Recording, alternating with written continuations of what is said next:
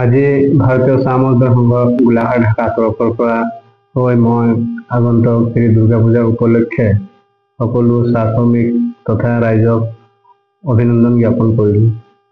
আৰু মই আজি এই সংবাদ মাধ্যম যোগেদি জনাব বিচাৰোঁ যে যিহেতু আমাৰ গোলাঘাট শাখাখনৰ ভাৰতীয় চাহ মজদুৰ সংঘৰ যিবিলাক আজি ভৰত মণ্ডল ডাঙৰীয়াই তেখেতে যিবিলাক বিভ্ৰান্তি সৃষ্টি কৰিছে আৰু ৰাইজক ফাঁকি দি অকল টকা পইচাৰ কাৰণে তেওঁ বাগানত গৈ ভুৱা প্ৰচাৰ চলাই আছে। বোনাছৰ ডিছকাছ হয়, তেখেত কোনো 18% নহয়, তেখেতৰ কোনো নথি পত্ৰ নাই। তেখেতে ভুৱাভাৱে জয় ভাৰত পাৰ্টিৰ লগত মিলি হৈ পেলাই আমাৰ বিজেপিক বদনাম কৰিছে। যে ভাৰতীয় চাহ মজদুৰ সংঘৰ আজি মুকেশ জাল নেতৃত্বত তেখেত আমাৰ ব্ৰাঞ্চৰ সম্পাদক হিচাপে তেখেতে কাম কৰি গৈ আছে। যিহেতু আজি ভৰত মণ্ডল তেখেত আমাৰ বিচিমেছ ভাৰতীয় চাহ মজদুৰ সংঘৰ এজন বিষয়ববীয়াও নহয়, তেখেত নিলম্বিত মানুহ, তেখেত একোৱেই নহয়। আজি তেখেত যিবিলাক বাগানবিলাক ভুৱা প্ৰচাৰ চলাই আছে, অন্যান্য মেনেজমেণ্টৰ লগত ডিছকাছ কৰে, তেখেত 18% নহয়। আজি মই সকলোকে এই বস্তুটো কওঁ যে ভৰত মণ্ডল আপোনালোকে এইবিলাক সুবিধা নিদিব, পিছত আপোনালোকে নিজে বিপদত পৰিব।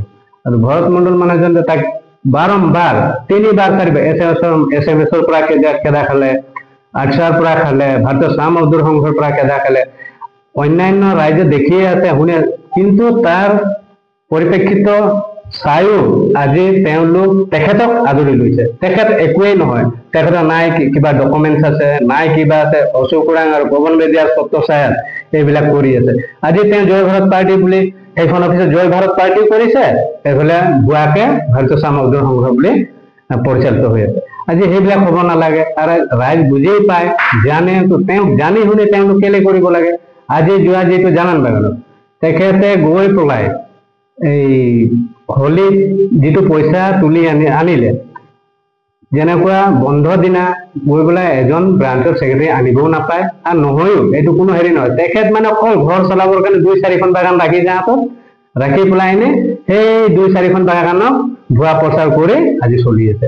আৰু ভৰত মণ্ডল মানুহটো বা অন্যথা এনেকুৱা হৈ যায়, ভৰত মণ্ডল তেখেতক লাগে গাদী সেইটো, তেখেত বিষয়ববীয়াও নহয়, একোৱেই নহয়, তেখেতে ভুৱা প্ৰচাৰ কৰি আছে। আৰু এইবিলাক আমি আজি DC মহোদয়ক দিছো, গোটেই তথ্যখিনি আমি দিছো আমাৰ ডকুমেণ্টছতে, LC বাইদেউক LC ছাৰক দিছো।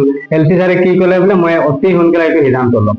তেখেতে আমাক প্ৰতিশ্ৰুতিও দিছিলে, আজিলৈকে তেখেতে একো মাতো মতা নাই। আমাক ক'লে যে আগষ্ট মাহত এটিকলি দুটি পাতত মই লাগি আছো, বোলে 2nd উইকত মই আপোনালোকৰ সেইটো নিজে গৈ পেলাই তদন্ত কৰিম। আজিলৈকে তেওঁ কোনো তদন্ত কৰা নাই।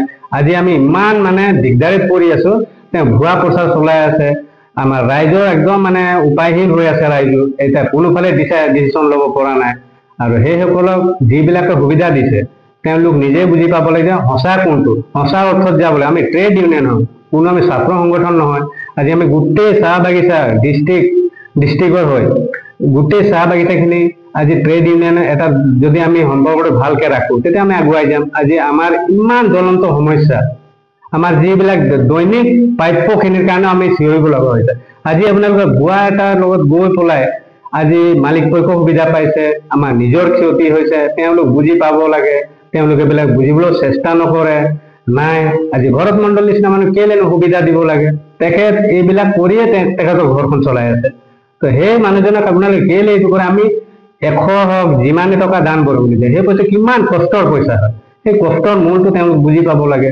যে সেই মানুহজনক দিয়া স্বত্তে আজি জালান বাগানত যিটো পইচা দিলে বৰঙণিকে উঠাই লৈ গ'ল, তাৰ কোনো ৰিচিপ্ট নাই, কাৰ্ড নাই, কাৰ্ড কেনেকৈ ইছ্যু কৰিব পাৰিব? তেওঁলোক প্ৰপাৰ নহয়। এতিয়া বিচেমেছৰ আপোনাৰ যোৱা বছৰ 2024 1 ডিচেম্বৰ আমাৰ নতুন কমিটি যেতিয়া গঠন হ'ল, তাৰ আগতে তেওঁলোক নিলম্বন কৰা হ'ল। তেওঁলোক ভুৱাকে, এতিয়া পৱন বেজীয়া নিজে এজন বিজেপিৰ কিবা এটা ভাল লিডাৰেই হয়, তো তেখেত এজন বিজেপি লিডাৰ হৈ পেলাই ট্ৰেড ইউনিয়নটো চলাব নোৱাৰে।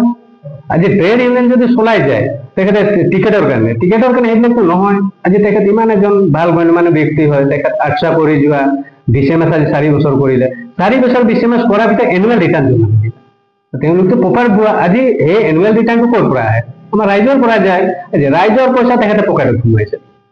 এতিয়া আকৌ তেওঁলোক ভুৱা প্ৰচাৰ কৰে যে আমি প্ৰপাৰ, য'ত যায় খালি মুখতে কৈ দিয়ে যে বোলে আমিহে সঁচা। আৰে ভাই, সঁচা হ'লে না